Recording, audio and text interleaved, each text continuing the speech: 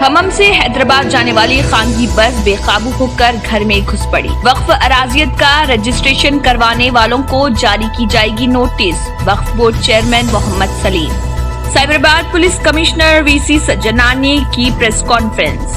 تلنگانہ میں T R S نے B J پی کے خلاف کیا دھرنا منظم۔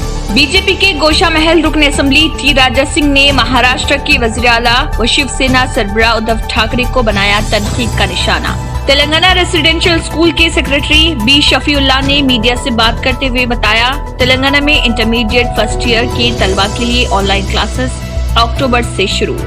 ضلع کڑپا کے رامپورم پولیس اسٹیشن حدود کے مدھار پالے چیک پوسٹ پر گاڑیوں کا معائنے کے دوران شراب ضبط۔ 13 اور 14 ستمبر کو شدید بارش کی پیش قیاسی۔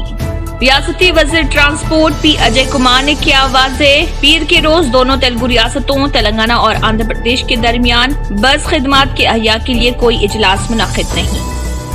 آریہ سماج کے قائد اور ممتاز سماجی کارکن سوامی اگنیویش 80 سال کی عمر میں انتقال کر گئے۔ تلنگانہ میں وین ڈرائیور کے طور پر کام کرنے والے ایک نوجوان نے 4 مرتبہ عطیہ کیا پلازما۔